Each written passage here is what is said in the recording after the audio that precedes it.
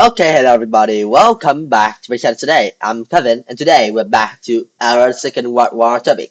Our topic today is about the island fighting, and the main characters that we are going to talk about today is Japanese and the Allies. So, in the summer of 1942, Allied troops start their troublesome task of clawing back the territory seized by the Japanese soldiers before. So they need to take what they've lost during the first 6 months of the Pacific War. The early battle suggests that the Japanese soldiers will fight fanatically to hold on to what land they have captured from the Allies in the hope of reaching a compromise with their more powerful enemy. In the savage fighting that followed over the next 3 years, on sandy beaches and in dense torrid jungles, tiny, unheard of islands would earn an infamous place in the history of the Second World War. So, the Allies planned to reconquer those places that they lost during the Pacific Wars, like a two-pronged assault. So they will lead two-pronged and assaulting into the island that the Japan took from them. General Douglas MacArthur led one prong, and they led it through New Guinea and onto the Philippines. And the other prong, led by Admiral Chester Nimitz, was heading for Japan via the tiny island of the Central Pacific, the Marshall Island, the Marianas, the Iwo Jima, and finally the Okinawa Islands. So these are called the Operation Cartwheel, and they put this name to start to take back their territories from the Japan. So the Allies, of course, had much stronger naval and air forces, which allowed them to cut on any supplies route of the Japanese that they want. So with every place they go through, the things that they left for the Japanese is the garrisons, and they were bypassed like a very old place with no other supplies, since they will cut down the supplies for that place even when there's nobody there completely. And as Admiral Chester Nimitz famously remarked to Wither on the Vine, the 100,000 strong Japanese force at Rapport in Solomon Islands was an example for this. Following the US naval victories at the Coral Sea and Midway, the Marines also launched their first attack on the land. So at, at Guadalcanal in the Solomon Islands, here the Japanese were building a very large airbase, which would give them a very huge potential to disrupt shipping between the USA, Australia, and New Zealand. Australian troops also joined in the fighting, which lasted from August 1942 to February 1943. Both sides suffered heavy casualties, but Allies had more equipment and soldiers. Throughout the war, this gave a decisive edge against their opponents on how to win and how to make out the operations or to push the operation going on. As soon as the land fighting began, the Japanese soldiers proved both determination and their ruthlessness. When there were certain defeat, many of them refused to kill themselves instead of accept and surrender. This is called the Japanese samurai spirit, even though nowadays we don't see any samurais anymore since those era has ended very long ago. But the spirit that the Japanese people built up still stay inside them. That is, I rather die than surrender to the enemy.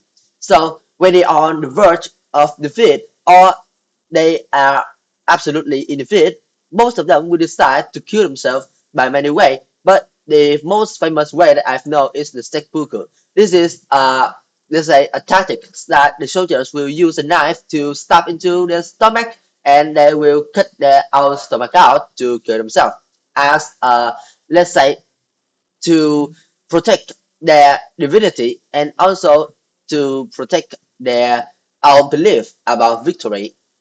And also there is some other soldiers which is from the Japan.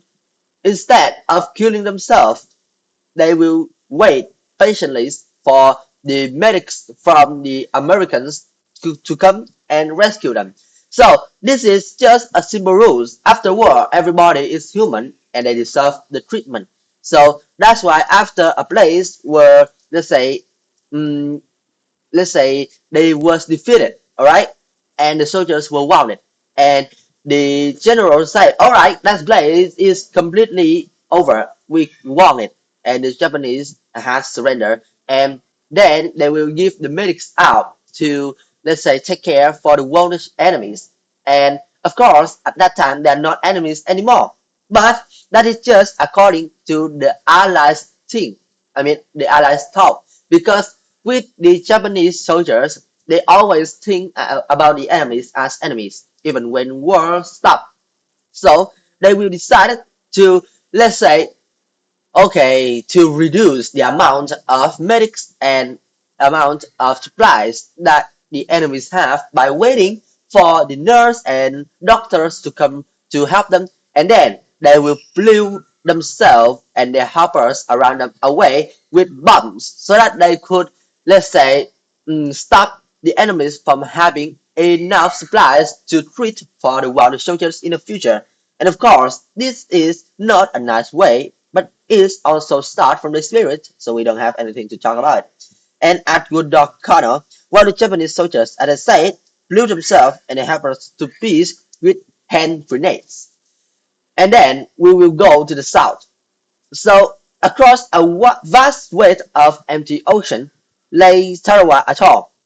This is a chain of small but heavily fortified islands. In November 1943, one of these islands, a narrow strip just 4 miles long, named Betio, have 5,000 Japanese defenders, and they fought to their last 17 men against the invading U.S. Marine. The Americans in this war suffered over 3,000 casualties just in 3 days, with more than 1,000 of them dying on the island. In spring 1942, US troops invaded the island of Attu. This island, located in the Aleutians, Attu was Japan's most northerly conquest, and the fighting took place in a bitter Arctic condition.